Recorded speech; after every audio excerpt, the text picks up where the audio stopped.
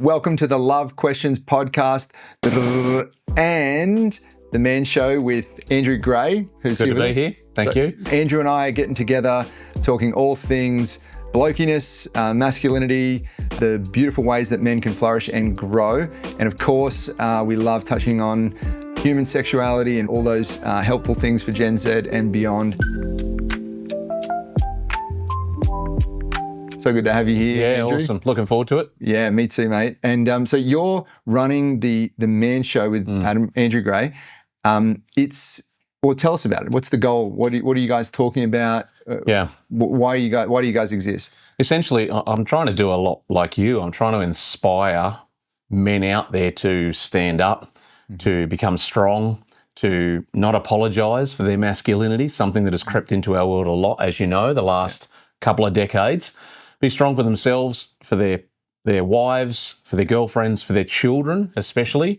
I'm a huge believer, as you are, that as the men go, so goes society. Yeah. And so I'm trying to do my little part to inspire a few of the brothers. Amazing. Yeah, I've seen that. I've seen some of the panel discussions. You guys sit around, you have a cheeky drink and you talk real. Yeah, totally. Yeah. I think that's one of the things I've noticed. I spent 10 years in youth ministry, and it's like the girls would get together and they would just be so focused on peer support. It was like, oh, I've got my friend to do this, and she's helping me with this, and I'm open with her, and there was this like mutual encouragement and building up.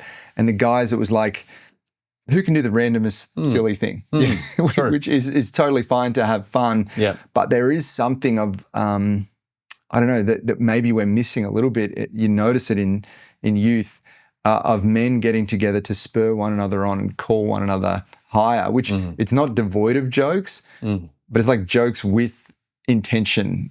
It's the both end. Is that something you see? Yeah, absolutely. I think women naturally have a more collegiate conversational connection with each other.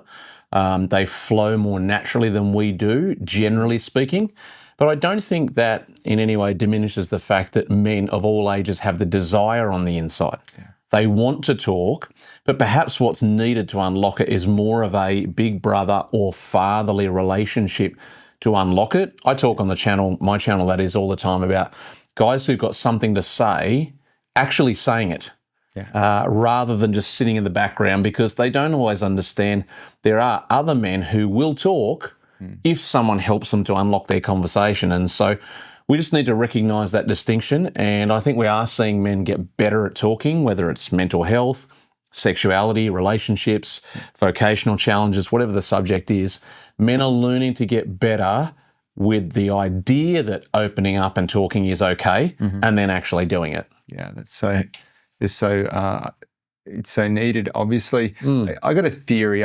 This may not be true, but there's something about a male-only space that really helps. Yes. That, and I think when we're in a co-ed environment, a mixed gender environment, I think guys tend to be a little quieter, perhaps, or less comfortable to let things out. I think one of the great Bible teachers said when he came to Australia, he learnt that in colonial history, Aussie men were like 6 or 7 to 1 with females. So it was a blokey environment.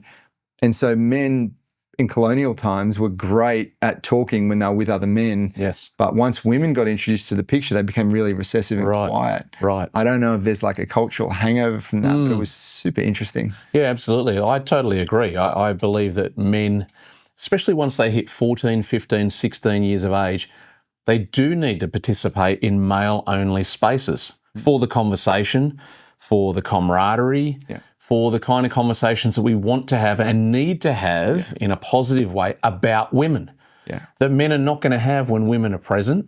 I think as well that there's a bit of a change and a shift going on where men perhaps used to apologise for the fact that they also wanted to talk.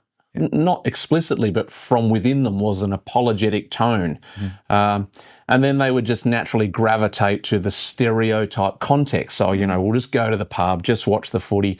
And they just sat in those bubbles. But now it seems like there's a bit of a waking up where men are going, hang on a minute, why do I have to be cocooned in that stereotype? I can watch the footy with my mates and I can sit around a fire and talk real stuff with them as well. It doesn't have to be an either or situation, and that excites me. Super exciting. How do you become a good dad without talking about the real stuff? I mean, we don't, I'm 4 years into being a dad and I don't know anything. I need constant dialogue to get the knowledge I need, the feedback loops I need, the learnings I need, and to share even the struggles where I'm like, I don't know how to do this, or I've lost belief that I even can, or all of those things. I need people in my world to do that. I need other men especially. Yeah, absolutely. I've noticed this thing, I don't know, this is, again, it's just ideas, but doing recently, last few years, been doing jiu-jitsu, got a couple of stripes on my belt, and I'm pretty average starting out. But after growing up playing a whole lot of sport, water polo, there was this really strong masculine environment, healthy masculine environment. Yeah. There was obviously unhealthy elements, of course, but it was reawakened as I'm doing jiu-jitsu, and it was just, I remember this conversation with a guy who, like, I think I just tapped out a little early. I felt like claustrophobic, but there wasn't any submission. And it was just like, what are you doing? Like you tap out when you're submitted. You don't tap out before that. Yes. And it wasn't aggressive. It wasn't condemning. Right. But it was very clear this was the standard of honor. Yes. And you don't go below that. Yep. Like where it's out of your control, sure, no problem. Yeah. You got injured, whatever. But where it's within your control, you are responsible to uphold our standard of honor is the best way I could put it. And I reflected, I was like, oh my, and I was changed since then. I thought, you know what, even if you feel like a bit claustrophobic, just don't tap, take a deep breath, focus on your breathing and stay in there and, keep fighting, be calm. Yes. It actually pulled me higher. Yeah, absolutely. And my jiu-jitsu got heaps better after that. I thought, wasn't that a good challenge? Yeah. And it was so masculine and it was so natural. I thought that's a little bit missing because I think there's a lot of other voices in our culture, well-meaning. I'm not demonizing anyone or saying this is feminine voices are the enemy or any of that. But there was just a comparison between what I'd just seen and this idea, this other voice that says, oh, you know what, if you don't feel safe, you make sure you let me know. Do you know what I mean? That's like so prevailing. Yes, it is. If you don't feel safe, then we'll make sure you are safe. Yes. That's the voice. And this other voice is like, uphold your standard of honor regardless of what you feel. Yep.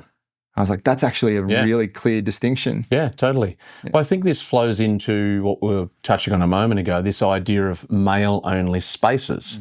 On one side, the hyper-feminization of the world fears the male-only space. And the reason they fear it is because they know if you put a whole quantity of healthy masculine men together, it's going to produce the result of more healthy masculinity, which is the whole point of why they hate it.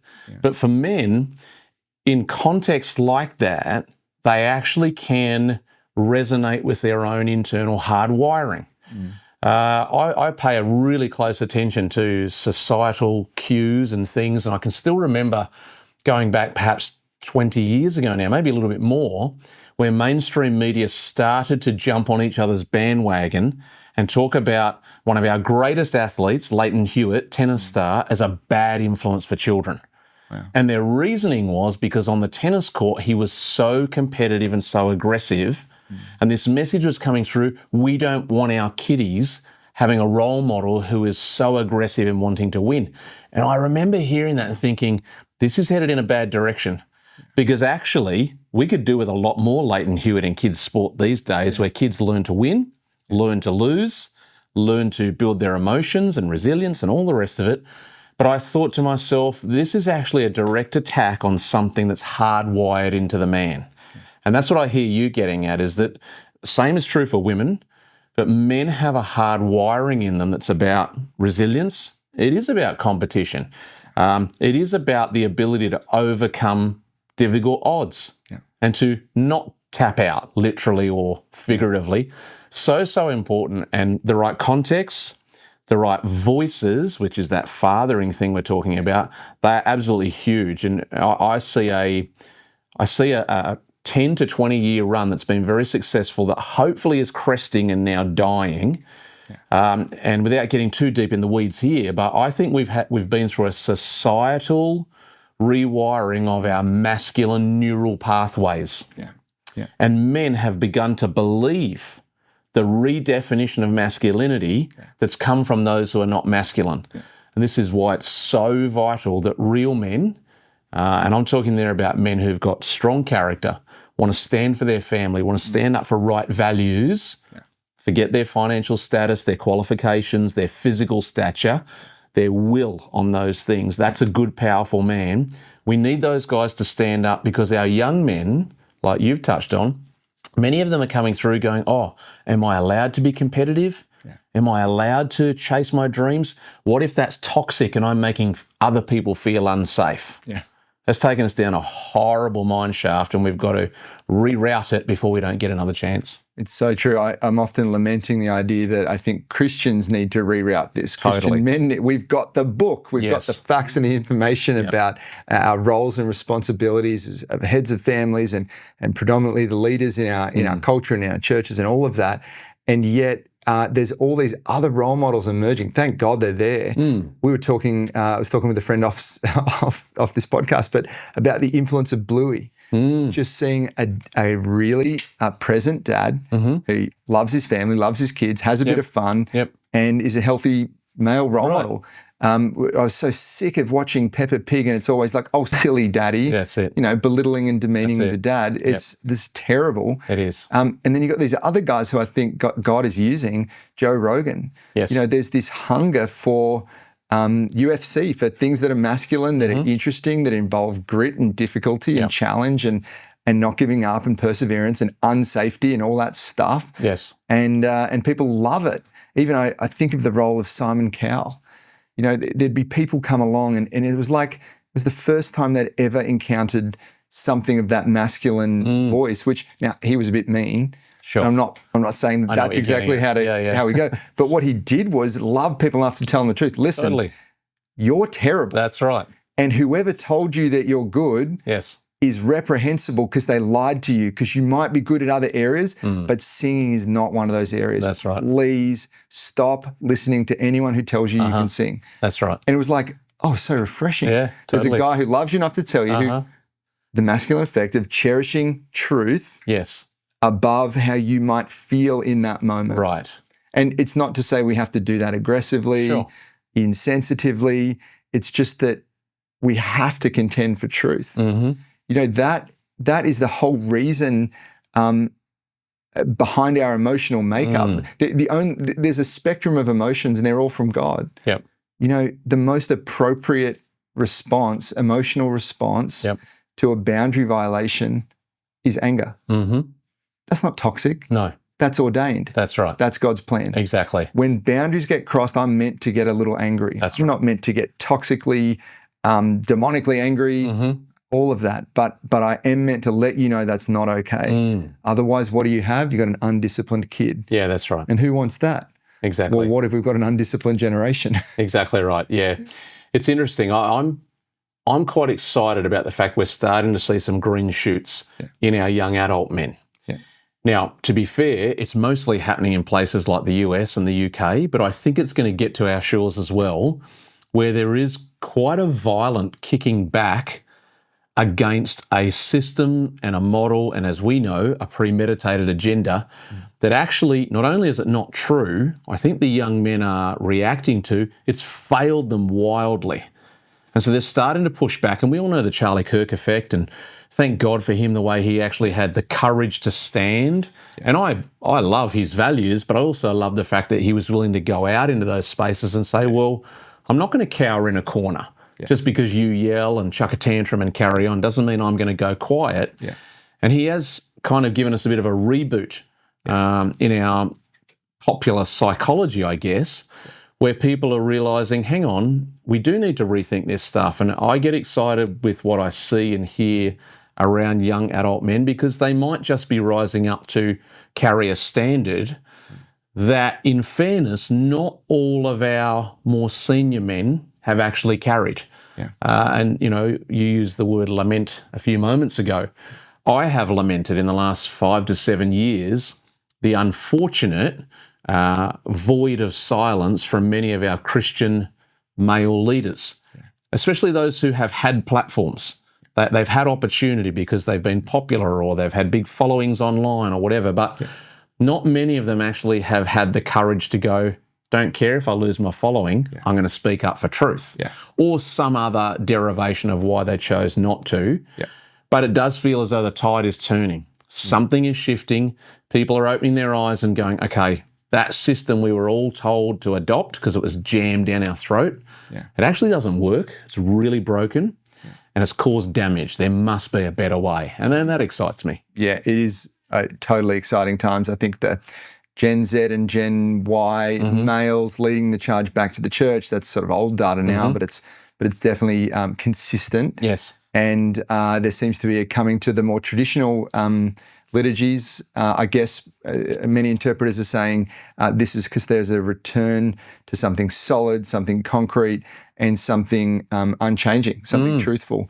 So to me, what I see and what I get hope for as well, it's like you watch Bryce Crawford, you know, there's a bold, amazing, bold truth teller. Yeah, that's right. And people don't back away from that. They actually get drawn to it. Yes. The Charlie Kirk effect was phenomenal.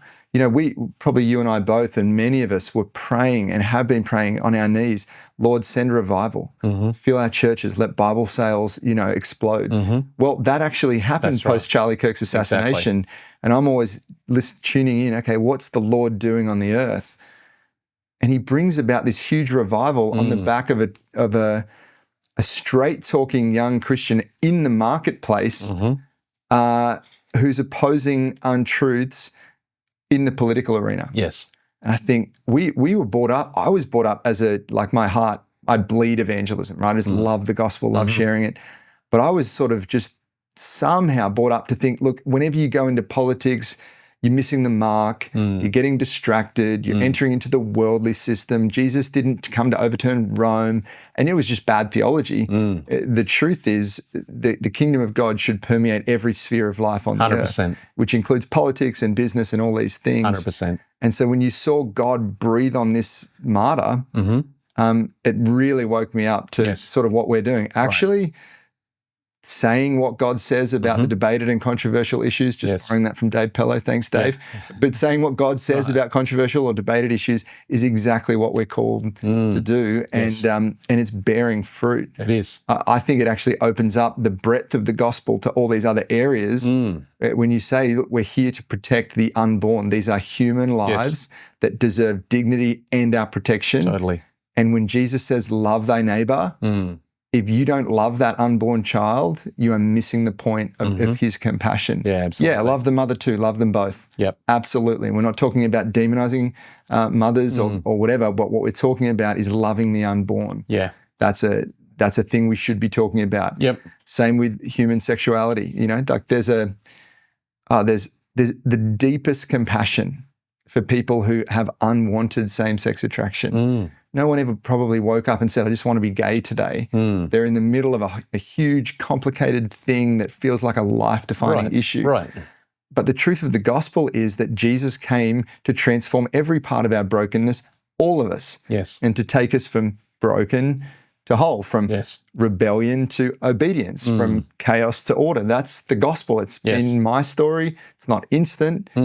My feelings sometimes need to catch up with what God's doing. It doesn't always feel right, but over time he brings us in, and the whole purpose behind all of that was so I can be saved. Totally. So he can pull me out of my journey to hell and into his family.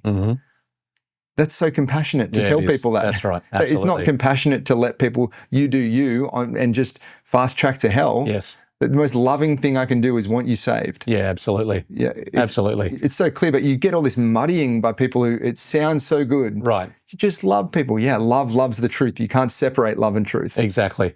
I was reading either this morning or yesterday, I have a particular book that I read for like morning devotions and just set my heart for the day and all the rest of it. And the particular author that I read from has utilized this phrase in one of his other books. And he likes to talk about the uncommon or lesser known personality traits of Jesus the man. And so one of the traits he was talking about, and this devotion was speaking on it, and you're touching on it here, he uses this phrase, disruptive honesty. that we have popularized this very vanilla version of Jesus, that he just sort of swoons into a crowd, almost hovering above the dirt, with violins playing as he moves along, and everyone gives him a cuddle and a hug, and whatever he does, he doesn't upset anything. The dust doesn't even move. It's actually so false. Yeah. Jesus was so disruptive, and one of the most disruptive things he did was his honest, loving conversation, that he would actually look people in the eye and tell them the uncensored truth. Yeah. Which, because of how fragile and brittle we've become, people believe that that is an attack, or, has become popular, the very hurty words. Your words hurt me. Utter nonsense. Yeah. And we have this strange phenomena going on now where we've got governments and government representatives who are not even yet qualifying themselves by evidence that they can run the economy. Yeah. But they'd like to police our mind and our intentions and our thoughts. Please, give me a break. So I agree with you wholeheartedly. I'd even go further on a comment you made around the church and how we're supposed to be active. I would say if we're not predominantly active as Christians outside of our weekend worship services and the building where that happens, we've failed the mission. Yeah. The bulk of it should be happening outside of that space as men and women get empowered to go to their contexts, whether it's a classroom, a hospital, civil works on a road, doing what we're doing, wherever your space is, take that message of the gospel with you. Let Christ shine through you. I love your reference to Bryce Crawford. I can watch a lot of his videos. Yeah. And the thing that captures my attention is he has this beautiful pairing of, I got to tell these people the truth, but for a young man his age, he is so deeply moved by compassion, which again is the gospel. Yeah. And it's love and truth. Yeah. And like you said, we've journeyed through these weird chapters of the attempt to redefine love. Yeah. And I can even remember hearing Christian people just echo this lazy phrase, love is love. Yeah. Just unquantified nonsense where people that don't have their brain engaged, because you could say to that person, are you suggesting to me that kind of love that we're parading through our streets and celebrate, that's the same love you're happy for your child to have from a stranger? Don't give me love is love. Yeah. As we know as believers, there's many levels and variations, but we sat as a society under this shroud for so long of don't say it. Yeah. If you dare pop your head up and speak, they'll yell at you. Yeah. Which, of course, was a shock for us all, because it's like, well, I don't want to get yelled at. Yeah, I don't want to have people throw stuff at me, so maybe I should just stay quiet. Yeah. But actually, we lost a few years there in the Christian message, and even just the centuries proven message of good Judeo-Christian values. Yeah. They work. Yeah. But we sat silent for too long, and we lost a bit of ground because we putting it mildly, we sort of believed for a while in our semi-hypnotic state that, maybe there's truth to this. Maybe I shouldn't speak up because I don't want to hurt people. But actually, the greatest examples we see going right back to Christ himself was moved by compassion, and he was fully committed in his mouth. Yeah. And we as men have to do the same thing. Peter, get behind me, Satan. Yeah. Oh, Lord, what did I do? You're thinking like a human. Exactly right. I mean, that's his sin. It's pretty confronting. Thinking like a man, and Jesus calls him the devil. My friend told me this example the other day. It was stunning. I've read this, but it just dawned on me. Simon the sorcerer comes up to Peter and says, this is incredible, this baptism of the Spirit. Can I buy it from you? Exactly. Yeah, think this through. He's like a one-day-old Christian. Yes. Barely entered into the faith. Right. Can you imagine, interpose that on 2026? It's okay that you wanted, isn't that so sweet that you wanted to offer money? You must be so moved by what God's doing. You wanted to offer money. Oh, look, you're only brand new here. You're doing great. I'll see you on Sunday. You've got lots to learn, but you're doing fantastic. Well done. And it was really sweet that you wanted to pay. We don't buy this one, but good on you. That would be a normal response. And Peter's like, you got to repent. This is wicked. Totally. And you're going to die. Totally. And motivated by love. Motivated by love. Yeah. Brutal. Listen, what is in your heart is wicked and wrong, and I love you too much to let this even stay. This is so serious. Yeah, absolutely. I believe with all my heart that it's not just the feminization of culture, it's the feminization of the church. Totally. So we talked about this just before. There's an article called The Great Feminization by Helen Andrews. It's a fascinating read. It's sort of anthropological and looking at culture, but I think many of the lessons that she writes about are applicable to the church. The feminine, beautiful, wonderful, ordained feminine quality of nurture in its rightful place is phenomenal. And the beautiful quality of the masculine quality of preferring or preferencing truth even above what we might feel about it is absolutely crucial. Now, if you had to look at which one of those we've preferenced in our church, in our ecclesial context in the last 30 years, at least in what I've seen, this is massive and this is completely dwindled. So we'll say all the language, come home, welcome home to church. This is your home. This is your place of safety. I'm safe in his arms. I'm nurtured, nourished, protected. That's in the Psalms and it's biblical and it's not wrong, but that's only a piece of the picture. Right. It's incomplete. The other piece of the picture is the Apostle Paul gets a vision on the way to Damascus, falls to the floor, and in that moment of his conversion, day zero of a Christian, the Lord Jesus himself in a bright light says to him, I will protect you from the Jews and the Gentiles to whom I send you who will want to kill you. In his conversion is his calling, and his calling is to danger. His day one of a Christian. It's not like, come, let us fix you up, let us nurture you, get you safe, then we'll send you one day. It's like, listen, this is what it means to be a Christian. You can die. Are you ready? That's right. That's it. That's the masculine aspect of the gospel that's so missing. Even that you mentioned before, the anemic picture we get of Christ. Read Christ in the book of Revelation. This is the only, I talk about this all the time. Nothing like that. It's the only epistle that Jesus wrote. The Gospels record his life, but this is the epistle that Jesus wrote through the angel, through John, etc. But when Jesus speaks to a church, he says, here's what you're doing well, good job, you know, as an encouraging father. Great job, I love what you're doing, well done. But here's what I have against you. Do this, fix this, and sort this out, and repent. If you don't repent, there will be consequences. It's perfect. It's just perfect balance. Jesus, it's the balance. Absolutely. I'm fascinated by what you're saying there regarding this idea of not just the feminization of society, but also seeping into the church. And I mention this regularly on my podcast. Because I'm pro-man does not make me anti-women. But actually, right things in right places, the two serving together, the two empowering one another, is such an important concept for people to get. And I think what we have seen in the church is this imbalance, like you've said. A lot of our music, a lot of our creative expression, even to a certain extent, our sermonizing is very safe, as you've said. And so what I have found in my own experience happens is men sit in those places, and because they don't hear something that talks to the receptors that God gave them, they don't hear anything. They're trying their best to be there. They want to be part of it.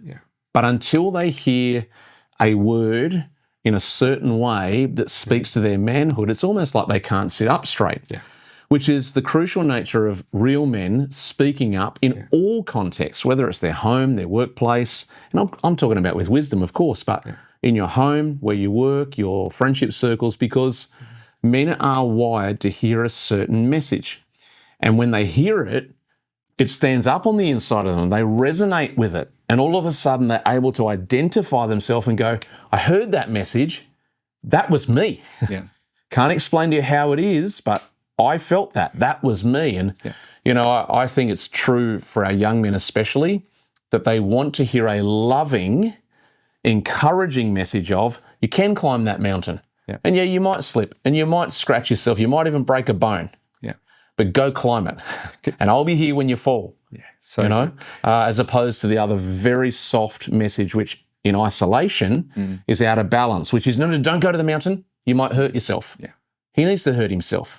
Or he won't become a man who knows how to overcome things. So true. Can I weigh in on go for it. My opinion of what that sound is that men have receptors for and need to hear? And maybe this is just my bias, but I'll tell you what it is for me, and I reckon it's more applicable to men, especially young men.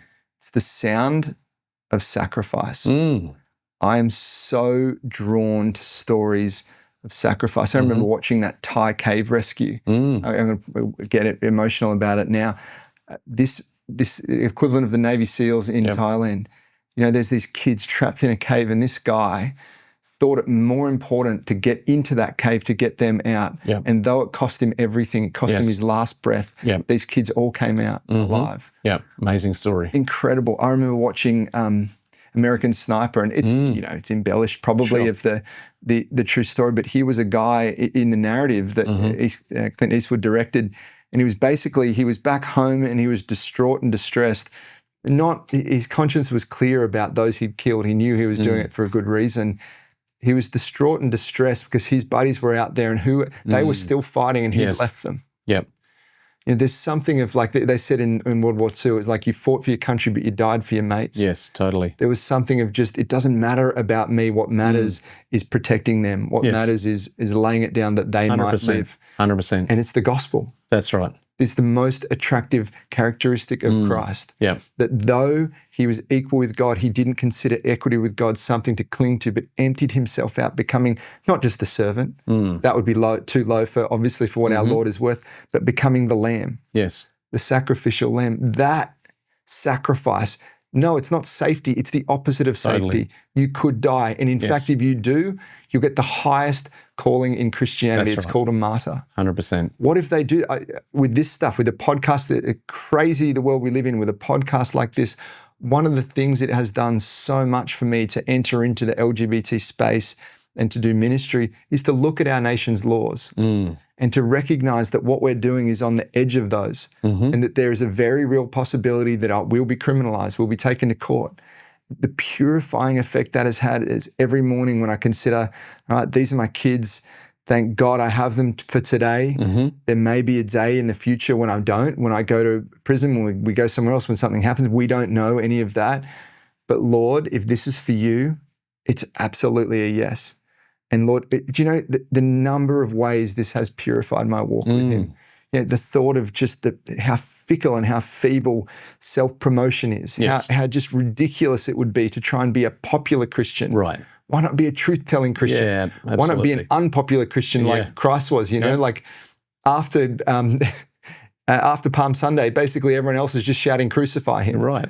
To the truth-telling, perfect incarnation of of the living God. You know, I think that sacrifice it needs to infiltrate our preaching. It needs to call out something in our young men. It's not a problem if you die. It's a problem if you live a life where you've never found something worth dying for. That's right. And I believe there's a whole generation just ready, itching and wanting to hear that message. Yeah, I totally agree. I 100% agree with you around this idea of the essential nature of sacrifice. I mean, obviously as Christians, our pinnacle in that is Jesus, the ultimate act of sacrifice. But men, whether they're young or old, they don't have to aspire to that in order to start. They can start every single day, you know, husbands, young dads who've got little kids, or even if they're grown up, doesn't really matter. Every single day you can take that, what I'm sure you believe, what I believe, a masculine trait, you can take that trait on your shoulders and go, okay, today I might be faced with 7 different options of how I can screw up my life and my family. I'm going to pick the right one. And it might cost me. It might cost me in preference. It might cost me in time. It might cost me in enjoyment or sleep, or however it costs me. I'm going to do it because, number one, I'm serving the other, which is what sacrifice is all about. And to what I believe, to a real man, to pay prices like that over and over and over again defines you as a man. That if you're not living in such a way where you're doing what you do on behalf of others, for their betterment, you haven't really tasted manhood yet. In Ephesians chapter 5, this is laid out so clear. It says, husbands, love your wives the way that Christ loved the church. Well, how did he love us? Okay, he gave us instruction. He taught us. He showed us an example of how to live. But the ultimate way that he loved us, the church, was to die for us. Yes. Husbands, love your wives in this way. Yep.